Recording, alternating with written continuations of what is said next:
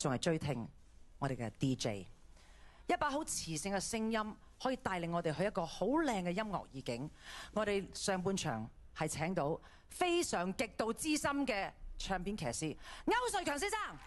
係啊，今次咧大家都好奇怪咧，咦，我又唔係去中年好聲音做評判喎，咁但係咧點解會做一個 DJ 咧？呢一個咧就有賴咧呢一個中年好聲音嘅監製咧，佢諗出嚟嘅。佢話有一日咧就喺個車嗰度咧就聽到我做節目，咦，其實我哋中年好聲音咧都可以用呢一條橋，呢一個方法去介紹呢啲歌，等呢啲歌咧多啲色彩，多啲氣氛。咁又係對我嚟講係一個非常新嘅嘗試，就喺電台就做得多啦，但喺電視嗰度做 DJ， 而係現場即刻介紹個歌手唱歌呢，我覺得嗰個感覺呢會係好強嘅，即係大家評判都會影響到嘅。因為如果你有人介紹咗隻歌，然後推一推佢先至唱呢，然後再評呢，係同就咁評呢係好唔同嘅。咁所以等於呢，即係大家聽慣我做電台都好啦嚇，做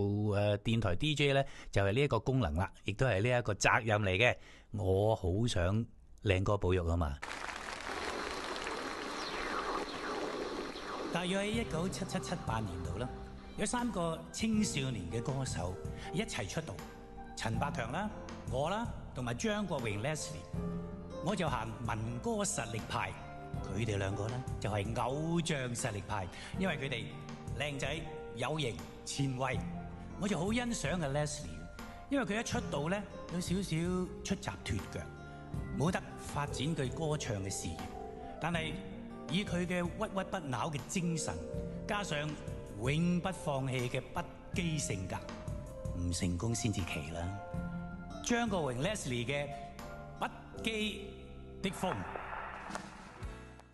係啦，咁當日咧我講咗30秒鐘到嘅啫，咁當然我同阿 Leslie 嘅認識一路嘅過程咧，點知30秒啊？真係30年都遲，咁所以呢一隻不羈的風呢，我就印象非常深刻啦。而今日呢，我就會喺30秒以外呢，就更加要講多啲啲朋友要求嘅。咁我都好想嘅，我好中意做 DJ 啊嘛。咁亦都唔係評判嚟噶，講明先。咁所以呢，我就唔會話隻歌唱成點啊，或者係應該點樣唱啊呢啲呢，就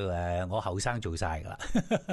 而家呢，就會希望呢，就再推介下呢啲歌曲啦，個歌手啦。其實呢隻歌Leslie 唱真係冇得彈啊，因為咧我都講過啦，佢其實咧有一個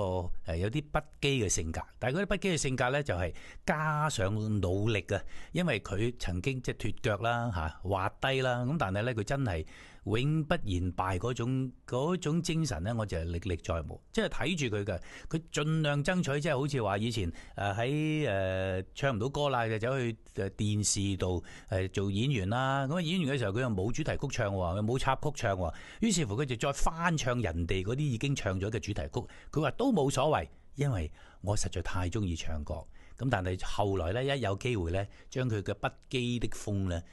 滲喺嗰隻歌裏邊，真係散發到咧係天衣無縫，而且咧我哋覺得即係有史以來咧好少有呢啲歌手咧可以咁放地咧咁有型地咧，尤其話着條裙咁樣喺紅館嗰度